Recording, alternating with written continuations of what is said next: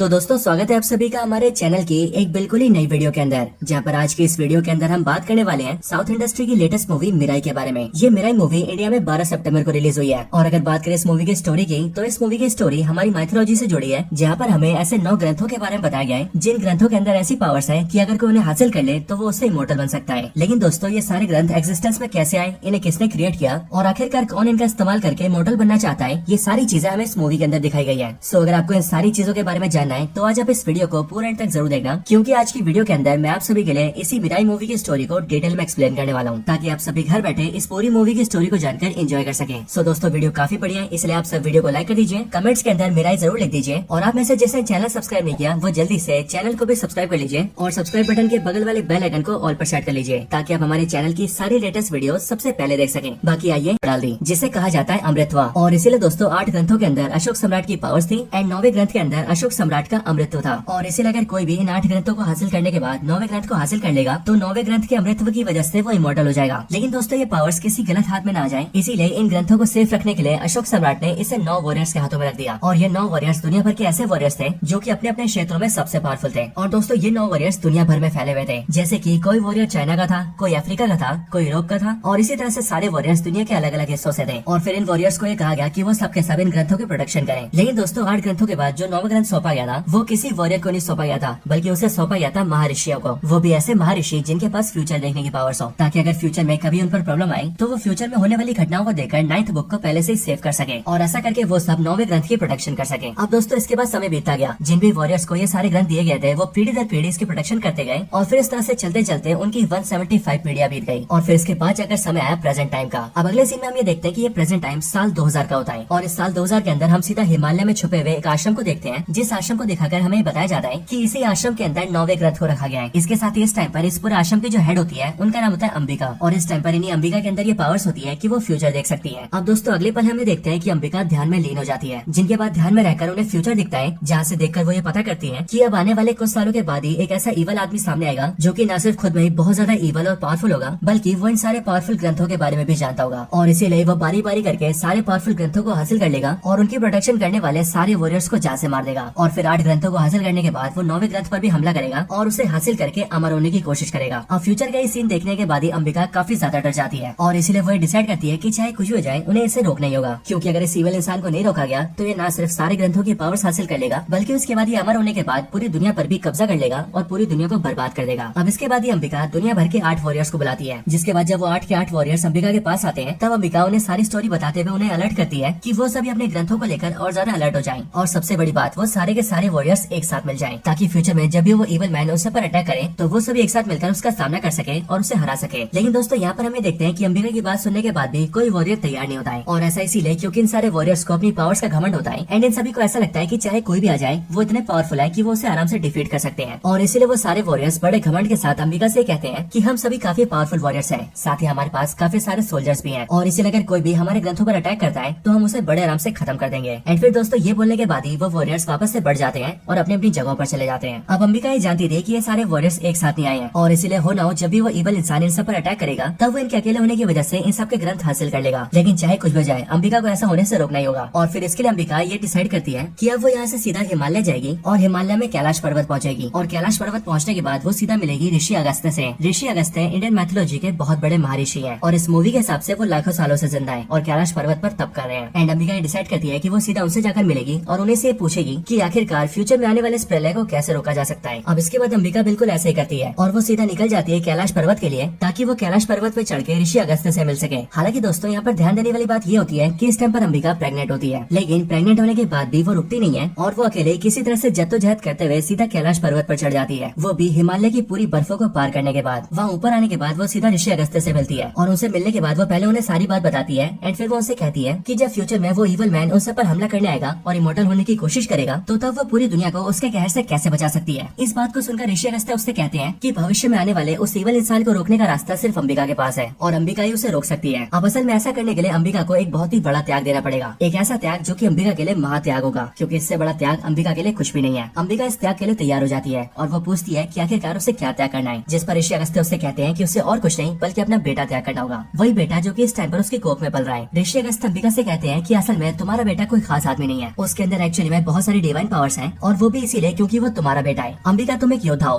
क्योंकि प्रेग्नेंट होने की हालत में भी तुमने पूरा हिमालय चढ़ लिया और यहाँ कैलाश पर्वत पर मुझसे मिलने आ गई, और इसीलिए जो तुम्हारा होने वाला बेटा होगा वो भी तुम्हारी तरह एक महायोद्धा होगा। लेकिन अगर इस बेटे को तुमने पाला तो फिर ये इतना शक्तिशाली नहीं बन सकेगा, और इसीलिए अगर तुम चाहती हो कि ये इतना शक्तिशाली बने कि ये भविष्य में आने वाले उस एविल इंसान को रोक दे, तो फिर इसके लिए तुम्हें अपने बेटे को नेचर को सौंपना होगा, यानी कि प्रकृति को, क्योंकि प्रकृति के अंदर वो शक्ति है कि वो इसे इतना पावरफुल बना देगी कि ये सही मायनों में एक महायोद्धा बन जाएगा। अब हम ये देखते हैं कि अंबिका इस बात के लिए तैयार हो जाती है, जिसके बाद कुछ समय बीतते ही जैसी अंबिका का बेटा पैदा होता है वैसी अंबिका उसे वाराणसी के घाट पर ले जाती है और उसे वहाँ गंगा किनारे छोड़ देती है, ताकि वो प्रकृति के बीच रहकर वहाँ पल सके और सही मायनों में एक महायोद्धा बन सके। हालांकि इसके बाद अंबिका रुकती नहीं है और वो 9वें ग्रंथ को एक गुफा में छुपा देती है, एक ऐसी गुफा के अंदर जहाँ पहुँचने का रास्ता सिर्फ अंबिका को पता है, और फिर ऐसा करने के करके 6 ग्रंथों को हासिल भी कर लिया है। और अब इसीलिए बाकी के 2 ग्रंथ हासिल करने के बाद ही वो हमारे 9वें ग्रंथ की ओर बढ़ेगा। लेकिन अगर उसे हमारा 9वां अमृत वाला ग्रंथ मिल गया और वो उसे पाकर अमर हो गया तो फिर वो पूरी दुनिया पर कहर ढा देगा। लेकिन जैसा कि हम सब जानते हैं कि उसे रोकने की शक्तियाँ सिर्फ अंबिका के बेटे के पास है, और अब इसीलिए विभा समय आ गया है अंबिका के उस बेटे को ढूंढने का और उस महायोद्धा को युद्ध के लिए तैयार करने का। अब हम ये देखते हैं कि विभा का गुरुजी विभा को ये जिम्मेदारी देता है कि वो जाकर अंबिका के बेटे को ढूंढे और उस महायोद्धा को सारी बात बताकर युद्ध के लिए तैयार करे। जिसके बाद विभा बिना देरी किए सीधा वाराणसी जाती है, क्योंकि अंबिका ने अपने बेटे को सबसे पहले वहीं पर छोड़ा था। वहाँ पहुंचकर विभा अंबिका के बेटे के बारे में जानकारी हासिल करती है। एंड दोस्तों यहाँ पर हम ये देखते हैं कि विभा के पास भी एक स्पेशल पावर है, और वो पावर ये है कि अंबिका किसी के दिमाग को रीड कर सकती है और ये जान सकती है कि सामने वाले के दिमाग में क्या बातें चल रही है। विभा अपनी इस पावर का इस्तेमाल करके अंबिका के बेटे के बारे में जानकारी हासिल करती है, जिसके बाद जाकर वो एक ऐसे साधु से मिलती है जिस साधु ने अंबिका के बेटे को पाल पोस कर बड़ा किया था, और उसी से उसे पता लगता है कि अंबिका के बेटे का नाम वेदा है। वो साधु अंबिका को बताता है कि वेदा उसके पास कुछ समय तक रहा था, लेकिन वेदा की आदत थी कि वो आसमान में तारों की दिशा देखकर अपनी दिशा बनाता था, और इसीलिए जब वो लगभग 10-12 साल का था तब उसे तारों की दिशा से संकेत मिला कि अब उसे यहाँ से कलकत्ता जाना चाहिए, और इसीलिए वो सीधा कलकत्ता चला गया। ये बात जानकर विभा सीधा कलकत्ता जाती है, और वहाँ जाकर उसे पता लगता है कि वेदा बेशक से कुछ साल तक यहाँ पर रहा था, लेकिन कलकत्ता के बाद भी वो सीधा हैदराबाद चला गया। अब विभा ये समझ जाती है कि वेदा इस टाइम पर हैदराबाद में है, और इसलिए वो उससे मिलने सीधा हैदराबाद के लिए निकल जाती है। लेकिन दोस्तों इसके बाद ही सीन शिफ्ट होता है और हम सीधा हैदराबाद में वेदा को देखते हैं, यानी कि मूवी के मेन हीरो को। हम ये जानते हैं कि इस टाइम पर वेदा 24 साल का है और वो इस टाइम पर अपने 2 दोस्तों के साथ रहता है। और जैसा कि आप सब जानते हैं कि इस मूवी में वेदा को और किसी ने नहीं बल्कि साउथ एक्टर तेजा सज्जा ने प्ले किया है, और ये तेजा सज्जा वही एक्टर है जो कि इससे पहले हनुमान जैसी ब्लॉक थाने जाती है और वेदा और उसके दोस्तों को पुलिस स्टेशन से बाहर निकलवा लेती है। इसके बाद विभा वेदा से मिलकर उसे सारी कहानी समझाती है और वो उसे ये भी बताती है कि वो असल में एक महायोद्धा है। लेकिन दोस्तों हम ये देखते हैं कि वेदा इस बात को काफी हंसी मजाक से लेता है और वो विभा की किसी भी बात को सीरियसली नहीं लेता। बट दोस्तों इस चीज को समझाने के लिए विभा वेदा को कई सारी चीजें दिखाती है, और वो उसे बताती है कि वेदा बेशक से बुरे काम भी करना चाहे लेकिन तभी उसे अच्छे काम ही होते हैं, और वो भी इसीलिए क्योंकि वेदा को किसी खास मकसद के लिए चुना गया है। अब वेदा विभा की इस बात को भी नहीं मानता है और वो उससे कहता है कि वो उसे बुरे काम करता है, अच्छे काम करना उसकी डिक्शनरी में नहीं है। एंड इस बात को साबित करने के लिए वो विभा को अपने दोस्तों के साथ एक गाड़ी के पास ले जाता है, एंड वो विभा से कहता है कि अभी वो इस गाड़ी को चोरी करेगा, और देखना चोरी करना एक बुरी चीज होती है, इसलिए वो उससे बुरे काम करेगा और उसके भाग्य में कोई अच्छा काम नहीं लिखा है। अब ये चीज बोलकर वेदा अपने दोस्तों के साथ उस गाड़ी को चोरी कर लेता है, लेकिन चोरी करने के बाद जैसे वो गाड़ी को थोड़ी दूर लेकर जाता है वैसे उसे गाड़ी के अंदर से किसी की आवाज आने लगती है, एंड फिर इसीलिए वो जैसी गाड़ी की डिक्की खोलता है वैसे वही देखता है कि उस गाड़ी की डिक्की के अंदर 2 छोटी बच्चियां होती है, और एक्चुअली में वेदा ने जिस आदमी से इस गाड़ी को चुराया होता है वो एक्चुअल में किडनैपर होता है जो कि इन दोनों बच्चों को किडनैप करके ले जा रहा होता है, और इसलिए यहाँ पर इन बच्चों को देखकर वेदा इन्हें फ्री करता है एंड इनके घर भेज देता है। अब ये चीज दिखाकर विभा से बताती है कि देखा इस बुरी चीज में भी एक अच्छाई छुपी थी, और इसीलिए दोस्तों वेदा को भी इस बात का रियलाइजेशन होने लगता है कि शायद से विभा जो भी कह रही है वो सही कह रही है। हालांकि अब इन सब के बाद ही विभा उसे एक हैंड साइन बनवाती है और उस हैंड साइन को अपने सर पर लगाने के लिए कहती है, जिसके बाद वेदा जैसे उस हैंड साइन को अपने सर पर लगाता है वैसे उसे अपनी सारे पास्ट की मेमोरीज याद आ जाती है, और ये उस टाइम की मेमोरीज होती है जिस टाइम पर वेदा अपनी मदर के पेट में था। ये सारी चीजें देखकर वेदा अपनी मदर को याद करता है और वो उनकी कही हुई सारी बातें भी याद कर लेता है, जिसके बाद ही वेदा को अपने बारे में सारी सच्चाई पता लग जाती है। और फिर इसीलिए दोस्तों विभा वेदा से कहती है कि अब अगर ये सारी चीजें जानने के बाद वेदा तैयार हो तो अब वो उसके साथ चल सकता है, और फिर ये चीज बोलकर विभा वहाँ से चली जाती है और अपने पास के होटल रूम में चली जाती है। उसी होटल रूम में जहाँ फाइट के अंदर हमें देखते हैं कि महावीर लामा न सिर्फ इस निंजा वॉरियर के सारे सोल्जर्स को मार देता है बल्कि वो इस निंजा वॉरियर को भी खत्म कर देता है, और फिर वो बड़े आराम से 7वें ग्रंथ की ताकत भी हासिल कर लेता है, एंड फिर वो निकल जाता है सीधा 8वें ग्रंथ को हासिल करने। आगे हम ये जानते हैं कि इस टाइम पर 8वां ग्रंथ मोरक्को में है, जो मोरक्को एक अफ्रीकन कंट्री है, और यहाँ पर एक पावरफुल अफ्रीकन सोल्जर इस ग्रंथ की प्रोटेक्शन करता है। लेकिन महावीर लामा इसके पास भी पहुंचकर इसे डिफीट कर देता है और इस वॉरियर के साथ साथ इसके सारे सोल्जर्स को भी खत्म कर देता है, एंड फिर इसके बाद वो 8वें ग्रंथ की ताकत भी हासिल कर लेता है, और अब इसीलिए बाकी रह जाता है तो सिर्फ 9वां ग्रंथ। लेकिन उस 9वें ग्रंथ को इस टाइम पर अंबिका ने कहीं पर छुपाया हुआ है, एक ऐसी जगह पर जहाँ के बारे में अंबिका के बारे में और कोई नहीं जानता है। अब हालांकि दोस्तों इसके बाद ही हम महावीर लामा की एक गर्लफ्रेंड के बारे में जानते हैं, जो कि उसकी गर्लफ्रेंड कम एंड उसके काम में उसके साथ ही ज्यादा होती है, एंड उसका नाम होता है युका। ये लड़की भी काफी ज्यादा फाइट में एक्सपर्ट होती है और ये इतनी ज्यादा ट्रेंड होती है कि अकेले 100-200 इंसानों को आराम से खत्म कर सकती है। हम ये जानते हैं कि ये महावीर लामा के कहने पर 10 साल से किसी आश्रम में छुप कर रह रही थी, और वहाँ पर वो एक स्टूडेंट के तौर पर रह रही थी, और वहाँ पर उसका मकसद सिर्फ यही था कि वो 9वें ग्रंथ के आश्रम को ढूंढ सके, और इसीलिए जैसे उसे 9वें ग्रंथ के आश्रम की लोकेशन मिलती मिलती है, वैसे ही वो अपने आश्रम के गुरु को जहाँ से मार देती है और सीधा निकल जाती है हिमालय में बसे 9वें ग्रंथ के आश्रम के पास। अब 9वें ग्रंथ के आश्रम के अंदर आने के बाद वो सीधा इस आश्रम के गुरु से मिलती है, यानी कि वही गुरु जो कि विभा का गुरु है। इस गुरु से मिलकर युका उससे पूछती है कि आखिरकार 9वां ग्रंथ कहाँ पर रखा है, बट एज ऑफकोर्स ये गुरु उसे कुछ भी नहीं बताता है। लेकिन दोस्तों इसी टाइम पर हम ये देखते हैं कि इस गुरु के पास एक कबूतर उड़ के आता है और ये कबूतर इस टाइम पर उसके पास विभा ने भेजा होता है और इस कबूतर के साथ एक चिट्ठी होती है, जिस चिट्ठी के अंदर विभा ने लिखा था कि उसने योद्धा को ढूंढ लिया है और इसलिए वो योद्धा के साथ जल्दी आ रही है। लेकिन दोस्तों क्योंकि यहाँ पर युका होती है इसलिए वो उस कबूतर को पकड़ के चिट्ठी को पढ़ लेती है और फिर इसके लिए वो सबसे पहले विभा के गुरु को जहाँ से मार देती है एंड देन उसके बाद वो उस कबूतर के पैर में एक ट्रैकर लगा देती है और उसे फिर से विभा के पास उड़ा देती है। इसके बाद युका अपने साथियों के साथ मिलकर उस कबूतर को ट्रैक करती है ताकि उसे ट्रैक करते हुए वो सीधा विभा के पास पहुंच जाए। और ये सब इसीलिए क्योंकि युका को ऐसा लगता है कि शायद से विभा लगती है, लेकिन ये देखकर विभा उसे बचाने की कोशिश करती है और वो युका से कहती है कि अगर उसने वेदा को जान से मारा तो वो खुद के हाथ काट कर जान ले लेगी और अगर ऐसा हुआ तो फिर वो 9वें ग्रंथ तक कभी नहीं पहुंच पाएगी। अब ये सुनकर जो युका होती है वो वेदा की जान छोड़ देती है और वो विभा को पकड़कर अपने साथ ले जाती है ताकि वो उसके जरिए 9वें ग्रंथ के बारे में जान सके। लेकिन एज ऑफ कोर्स विभा भी 9वें ग्रंथ के बारे में नहीं जानती थी, इसीलिए युका और महावीर लामा को 9वें ग्रंथ के बारे में कुछ भी पता नहीं लगता है। अब दोस्तों इन सब के बाद ही हम वेदा को देखते हैं, जिसे कि जब होश आता है तब वो ये रियलाइज करता है कि युका से होने वाली लड़ाई के अंदर उसने उसे अधमरा कर दिया था और सिर्फ ये नहीं बल्कि उसे अधमरा करने के बाद युका उसके सामने से विभा को भी अपने साथ ले गई है। और फिर अब इसके लिए वेदा विभा के बताए हुए हैंड साइन को फिर से क्रिएट करता है और फिर से उस हैंड साइन को अपने सर पे लगाता है, जिससे कि उसे अपनी मदर की फिर से विजुअल्स आते हैं जहाँ से वो जानता है मिराई के बारे में। अब हालांकि दोस्तों मिराई क्या है इसके बारे में आपको आगे पता लगेगा, लेकिन इस विजुअल के साथ ही हम ये देखते हैं कि अपनी मदर को याद करने की वजह से वेदा के चेस्ट पर एक सिंबल बन जाता है। लेकिन जब वेदा अपने दोस्तों के साथ मिलकर उस सिंबल के बारे में पता करता है तब उसे पता लगता है कि वो सिंबल असल में एक नक्शा है और वो भी उस जगह का नक्शा जिस जगह पर मिराई रखा गया है। अब दोस्तों इसके बाद ही वेदा ये डिसाइड करता है कि वो सीधा मिराई लेने जाएगा, जिसके बाद ही वेदा अपने दोस्तों को लेता है और सीधा निकल जाता है हिमालय की तरफ। लेकिन दोस्तों हिमालय की तरफ जाते जाते रास्ता काफी कठिन हो जाता है एंड फिर इसलिए वेदा अपने दोस्तों को वहीं पर छोड़ता है और आगे के रास्ते को अकेला कवर करता है। लेकिन फिर इसके बाद जाकर वेदा अचानक से एक बर्फ के गुफा में गिर जाता है, लेकिन उसी गुफा के अंदर वो देखता है कि उसके सामने मिराई रखा गया है। अब दोस्तों ये जो मिराई है इस वर्ड का मतलब होता है फ्यूचर यानी कि भविष्य, और इस मूवी के अंदर ये मिराई बेसिकली एक वेपन है जो वेपन भगवान श्री राम के टाइम से चलता आ रहा है और भगवान श्री राम ने इस वेपन को अपने हाथों से टच किया था एंड इसीलिए इसके अंदर काफी सारे डिवाइन पावर्स हैं। और वेदा को अपनी मदर के विश्वास के जरिए पता लगा था कि इसी मिराई का इस्तेमाल करके वो उस इवल मैन को रोक सकता है एंड इसीलिए अभी वो मिराई को हासिल करने की कोशिश करता है। लेकिन वेदा जैसी मिराई की ओर आगे बढ़ता है वैसे वो देखता है कि उस जगह पर एक बड़ा सा पक्षी है, एक ऐसा बड़ा सा पक्षी जो कि उस मिराई की प्रोटेक्शन कर रहा है। अब एक्चुअली में दोस्तों हमें पता लगता है कि ये बड़ा सा पक्षी और कोई नहीं रामायण के टाइम में दिखने वाले जटायु के छोटे भाई संपाति का वंशज है और ये वंशज लाखों सालों से मिराई की प्रोटेक्शन कर रहा है एंड इसलिए वो जैसे यहाँ पर वेदा को देखता है वैसे वो वेदा पर हमला कर देता है, जिसके रिस्पॉन्स में वेदा इससे बचने की कोशिश करता है। लेकिन फाइट के दौरान ही वेदा को ये याद आता है कि उसके विजुअल्स में उसकी मदर ने उससे कहा था कि वेदा का जब इस पक्षी से सामना होगा तब उस टाइम पर वेदा को इसके सर को टच करना होगा, क्योंकि इसके सर को छूते ही इस पक्षी को वेदा की सारी सच्चाई पता लग जाएगी और वो ये जान जाएगा कि वेदा के इरादे बिल्कुल ठीक है, जिसके बाद वो खुद ही वेदा को मिराई लेने देगा। अब यहाँ पर वेदा बिल्कुल ऐसे ही करता है और वो इस पक्षी के सर को टच कर लेता है, जिसके बाद ये पक्षी वेदा की सच्चाई जान जाता है और वो ये जान जाता है कि वेदा के इरादे क्या है एंड फिर इसके बाद ही वो वेदा को मिराई लेने देता है। अब मिराई को हासिल करने के बाद वेदा वहाँ से निकलता है और वहाँ से नीचे आकर अपने दोस्तों से मिलता है। लेकिन अब दूसरी तरफ जैसे ऋषि अगस्त्य को ये पता लगता है कि वेदा ने मिराई को हासिल कर लिया है तब वो सीधा उसकी हेल्प के लिए आते हैं एंड वो उससे मिलकर उससे कहते हैं कि उनका नाम ऋषि अगस्त्य है और वेदा ने इस टाइम पर जिस वेपन, क्योंकि वहाँ पहुंचने के बाद ही उसे उसके आगे का रास्ता दिखेगा और वो मिराई को और अच्छे से इस्तेमाल करना सीख जाएगा। अब ये चीज सुनने के बाद वेदा अपने दोस्तों के साथ सीधा अयोध्या जाता है, लेकिन जब वो वहाँ पर पहुंचता है तब वो ये देखता है कि वहाँ पर महावीर लामा के साथी यानी कि युका अपने कई सारे सोल्जर्स के साथ वेदा पर अटैक कर देती है और साथ ही साथ वेदा ये भी देखता है कि युका इस टाइम पर विभा को भी अपने साथ लेकर आई होती है। लेकिन दोस्तों इस फाइट के अंदर हम ये देखते हैं कि वेदा मिराई की पावर्स को अनलॉक कर लेता है एंड उसकी शक्तियों का इस्तेमाल करके वो युका को डिफीट कर देता है और उसे अधमरा कर देता है और साथ ही साथ वो उसके सारे सोल्जर्स को भी बहुत बुरी तरह से पीटता है और फिर ऐसे युका को हराने के बाद वो विभा को लेकर सीधा वहाँ से निकल जाता है। अब दोस्तों विभा को पाने के बाद वेदा अपनी मॉम की मेमोरीज याद करता है, जिसके बाद उसकी मेमोरीज में हम ये देखते हैं कि उसकी मदर ने उससे कहा था कि मिराई को हासिल करने के बाद जब तुम उसकी शक्तियों को अपना लोगे तब तुम्हें उसके बाद सीधा तंत्रवन जाना होगा और फिर इसीलिए तंत्रवन का नाम सुन के वेदा सभी को लेकर सीधा तंत्रवन की ओर निकल जाता है। अब दोस्तों हमें पता लगता है कि तंत्रवन असल में वो जगह है जहाँ पर ग्रंथों के योद्धाओं में से पहला योद्धा रहता है। वहाँ पहुंचकर वेदा जैसी पहले योद्धा से मिलता है वैसी पहला योद्धा उसके हाथों में मिराई को देखकर ये समझ जाता है कि वेदा और कोई नहीं बल्कि महायोद्धा है, वही महायोद्धा जो कि इवल मैन को रोकने आया है और फिर इसीलिए वो वेदा को अपने साथ ले जाता है एंड उसे सारी सच्चाई बताता है। अब दोस्तों इस स्टोरी के अंदर ही हमें पता लगता है कि आखिरकार महावीर लामा कौन है और वो क्यों इन सारे ग्रंथों के पीछे पड़ा हुआ है। एक्चुअली में पहले योद्धा की स्टोरी के हिसाब से हम ये जानते हैं कि आज से बहुत साल पहले महावीर लामा एक छोटे से गाँव में रहता था, लेकिन उस गाँव में उसका जो पिता था उसने दूसरी शादी कर ली और इसीलिए अपनी पहली पत्नी से छुटकारा पाने के लिए उसने उसे डायन साबित कर दिया और गाँव वालों के साथ मिलकर उसने उसे जला दिया। लेकिन अब क्योंकि वो जलने वाली महावीर लामा की मदर थी इसीलिए सबने महावीर लामा को भी मनूस कहना स्टार्ट कर दिया और साथ ही सबने ये कहा कि वो एक डायन और चुड़ैल का बेटा है। इन चीजों की वजह से पूरे गाँव ने महावीर लामा से नफरत करना शुरू कर दिया और सबने मिलकर महावीर का तिरस्कार कर दिया। लेकिन फिर ये सारी चीजें देखकर जब महावीर ने भगवान से मदद मांगी तब भगवान ने उसकी कोई हेल्प नहीं करी और फिर इसके बाद ही महावीर लामा ने ये समझ लिया कि भगवान उसकी कभी कोई मदद नहीं करेगा एंड उसे जो करना है वो खुद ही करना है। इसके बाद ही महावीर लामा सभी इंसानों और भगवानों के खिलाफ हो गया और फिर इसके लिए सबसे पहले जो भी उसे चिढ़ाता था या बुरा कहता था, महावीर लामा ने उसे मारना शुरू कर दिया और उन सबको मारते मारते एक दिन उसने अपने पूरे गाँव को जला दिया और पूरे गाँव में आग लगा के बाहर बैठकर उन्हें देखकर हंसने लगा। लेकिन उसी टाइम पर मैंने यानी कि पहले योद्धा ने उस जलते हुए गाँव को देखा और फिर इसीलिए जब मैं महावीर लामा से मिला तब मुझे ऐसा लगा कि वो एक बेबस और लाचार बच्चा है जो कि अपने परिवार को गाँव में खो चुका है और अब क्योंकि उसका पूरा गाँव जल चुका था इसलिए मैं उसे अपने साथ ले आया और यहाँ अपने पास रख के मैंने उसे अपनी सारी शिक्षाएं दी। मैंने उसे अपनी सारी शक्तियाँ सिखाई, उसे जादू करना सिखाया, विद्याएं दी और उसे अपने बेटे के बराबर का प्यार और सम्मान दिया। यहाँ तक कि मेरे जितने भी शिष्य थे उस समय महावीर लामा सबसे बढ़िया था और फिर इसीलिए समय बीतता गया और फिर वो समय आया जिस दिन मुझे अपने पहले ग्रंथ के लिए अपना सक्सेसर चाहिए था। अब ऐसा करने के लिए मेरे पास दो ऑप्शन थे, पहला मेरा बेटा और दूसरा महावीर लामा। लेकिन इन दोनों में से कौन योग्य है उसके लिए मैंने उन दोनों की परीक्षा ली। उस परीक्षा के अंदर शक्तियों के मामले में महावीर लामा काफी आगे था, लेकिन मैंने ये देखा कि महावीर लामा की शक्तियों में एग्रेशन है और महावीर ऐसा है जो कि अपने फायदे के लिए किसी को नुकसान भी पहुंचा सकता है और इसीलिए उसके मन की इस चीज को देखकर मैंने उसे रिजेक्ट कर दिया और पहले ग्रंथ को सौंप दिया अपने बेटे को। लेकिन महावीर से ये चीज झेली नहीं गई और वो इतने ज्यादा गुस्से में आ गया कि उसने खुंदक में मेरे बेटे को जान से मार दिया, उससे पहले ग्रंथ को छीन लिया, उसकी शक्तियों का बुरा इस्तेमाल किया और हमारे पूरे गाँव के लिए एक जादुई धागे बनाकर उन सबको पहना दिया और उसके इस्तेमाल से एक ही झटके में उन सबकी जान लेने लगा। यहाँ तक कि वो इतना शक्तिशाली हो गया था कि मैं भी उसे रोक नहीं पा रहा था। लेकिन फिर उसी समय पर अंबिका सामने आई और उसने हम सबको बचाया। अंबिका ने महावीर लामा को रोक दिया, लेकिन अब क्योंकि उसकी शक्ति की वजह से हमारा पूरा गाँव मरता जा रहा था इसीलिए अंबिका ने अपने आप को आग में त्याग दिया और उन शक्तियों से